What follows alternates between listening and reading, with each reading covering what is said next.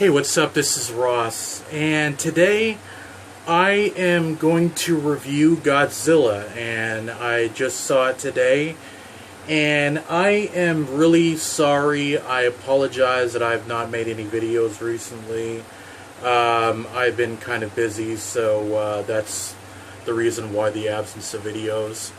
Alright, let's get straight to it. Let's get to some of the amazing stuff that was about Godzilla and some of the things that I wish would have been better about Godzilla. So let's get to basically a very short version of what the plot of Godzilla is. So basically it's quite similar to the 1954 version.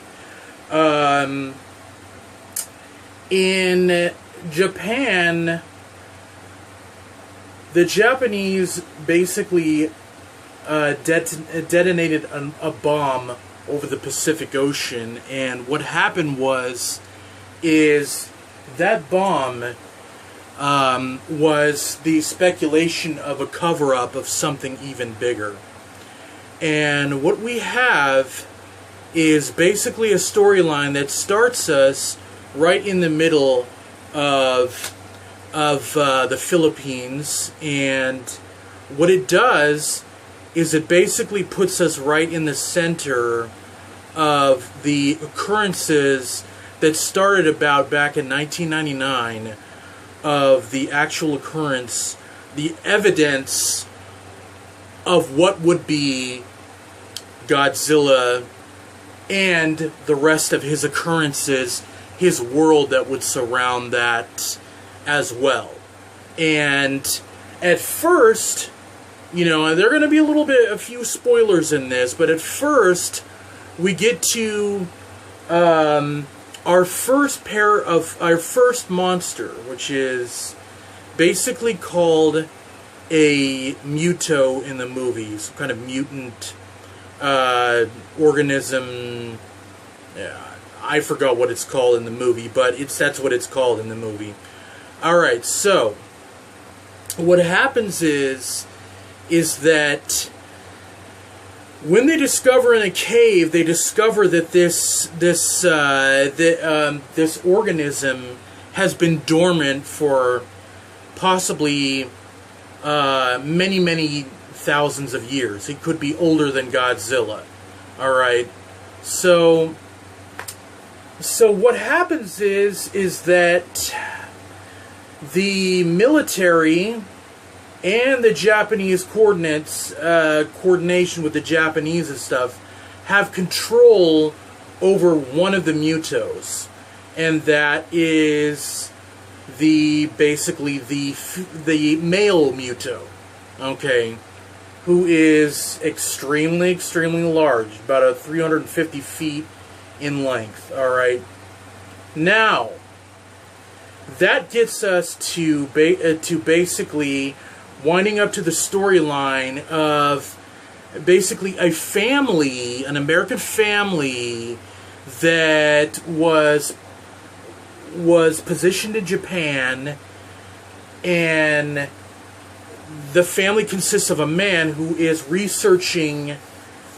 development and research into nuclear power. All right.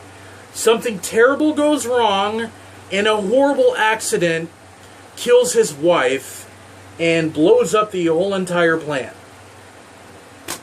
Just blows up, just decimates the whole entire plant, or makes it inoperable. And a terrible accident happens, kills his wife, but his son still remains, and his father is still alive. So now, with all of this going, alright, we go into 15 years into the future, into 2014. Alright, and we go into basically his, this man's son is an ordnance expert for the military, okay, and he has his wife and family, and he basically gets a phone call from his father that his father has been arrested and stuff. And what happens is that everything that happens after that is pretty much the events leading up to Godzilla. Alright? The coordination with the military and the Japanese are now have control of this Muto. Alright? They can't control it. It's feeding off of whatever nuclear energy it's doing. Whatever nuclear energy it's feeding off of, alright? It has the power to use EMP for its primary weapon, okay? What happens is they lose full control of this gigantic Muto, this gigantic monster, and now things are getting out of control. Now they got to use the military and this kid and his father to be able to track this Muto down. Alright? But, of course, there's always a catch. There's another one that has been found that is actually a match for this Muto. Alright? They're a pair. They're together. Okay? So, whatever the hell this thing has been buried underneath has been building these monsters underneath have been building a nest. Now, you're probably like, when the hell does Godzilla come in all this? Alright, what happens is that in the middle of tracking this Muto down in the ocean, suddenly at a part where we get to an airport is the first time that we see Godzilla in all of his glory, and boy, I tell you, it is absolutely glorious. Now, when we see Godzilla for the first time, we don't get any battles for the first time. What we do is we do get a good glimpse of him for a little while, and then we get the slow build up again of what Godzilla is doing. Okay, he really doesn't emerge out. You can see him in the water, but he really doesn't emerge out of the water for a while. Okay, so the naval ships are following him. His son is following him. The sun is following him. Alright, the military is following Godzilla. And the military is also following these monsters, these Muto monsters.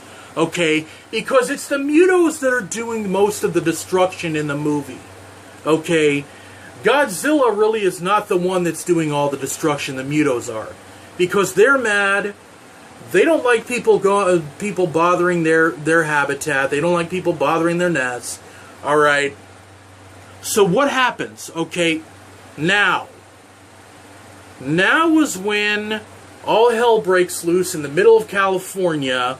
Okay, we get basically what all of us has been clamoring for in Godzilla, in all these Godzilla movies, what all of us have been clamoring for.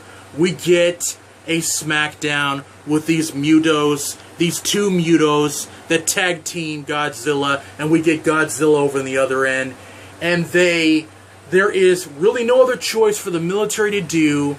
They're trying to get a nuclear weapon set up to the point where they can take this and blow it up in the middle of the city, you know, because that's the only chance they got. But they got another option. They got Godzilla. Alright. Blam, you see in the middle of them fighting in the middle of that, in one of the most awe-inspiring spectacles that you have ever seen. It is absolutely mind-blowing. It is absolutely breathtaking. Alright. We're going to do part 2 in this. We're going to slow it down. We're going to do part 2 in this.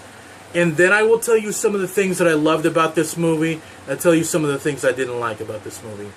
Thank you for watching. You have a great day.